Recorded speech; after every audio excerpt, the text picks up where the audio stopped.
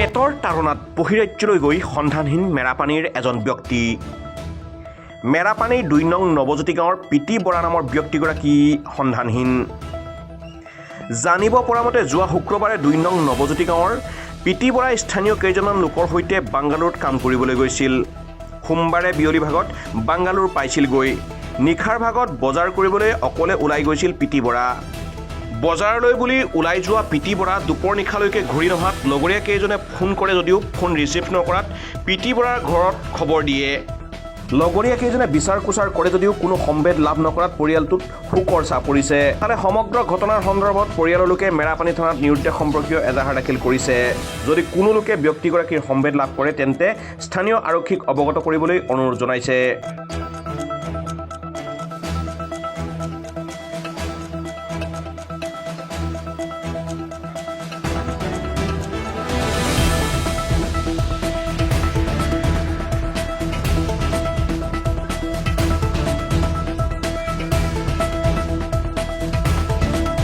News desk report, খবৰ গোলাঘাট।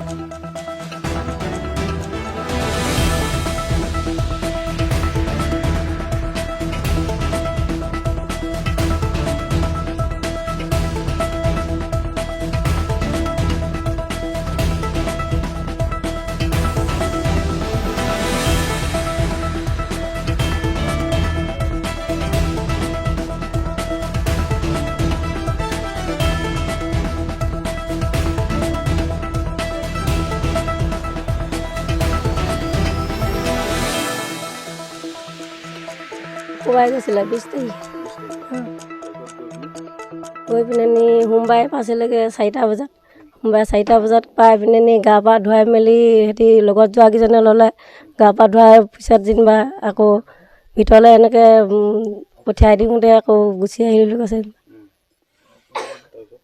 তাৰপিছত এতিয়া বিচাৰি পোৱা নাই। কোনদিনা সোমবাৰে দিনাখনৰ পৰা হৈ আছে। সোমবাৰে ৰাতিপুৱা গধূলি 4টামান বজাত পাইছেগৈ গৈ। তাৰপিছত 12টামান বজাত হ'ব পাৰে নেকি, 12টামান বজাত ঘূৰিয়ে ফুৰিছে নহয় ওলাই গৈ পিনে নি।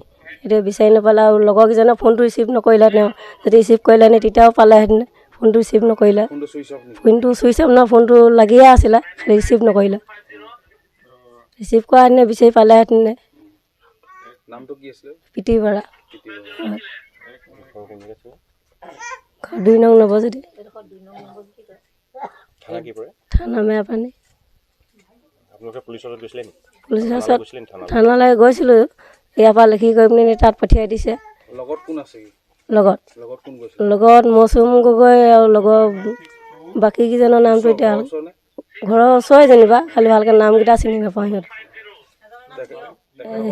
সিহঁক বৰুৱা নে কি নে তেনেকুৱা কিবা এটা তাত তেখেতসকলক বিচাৰিছে যেনিবা। লগত মৌচুম গগৈৰ লগতে তেখেতসকলেও যেনিবা থানালৈ গৈছে, বিচাৰি আছে। মই যেতিয়া ফটোটো ইয়াত পাইছিলোঁ, ভিডিঅ'টো পাইছিলোঁ, সিহঁতলৈ পঠিয়াইছিলোঁ। পঠিয়াওঁতে যেনিবা সিহঁতো গৈছে লগত। এতিয়া বিচাৰি নাপালে। এতিয়া আমাৰ ইয়াৰ পৰা তেওঁ কাম কৰিবৰ কাৰণে বেংগলোৰলৈ গৈছিল। ঠিক সোমবাৰে যোৱা নাই আছিল জানো, শুক্ৰবাৰে 11 বজাত ৰাতি গৈছে। তাৰপিছত তাত সোমবাৰে পাইছেগৈ প্ৰায় দিনৰ 4 বজাত। গতিকে মানুহজন কিছু সময় থাকি ৰুমত সোমালেগৈ। সোমাই কৰি তেওঁ আকৌ কিবা বজাৰ কৰিবলৈ নে কি কৰিবলৈ ওলাই গ'ল আৰু ঘূৰি নাহিলে।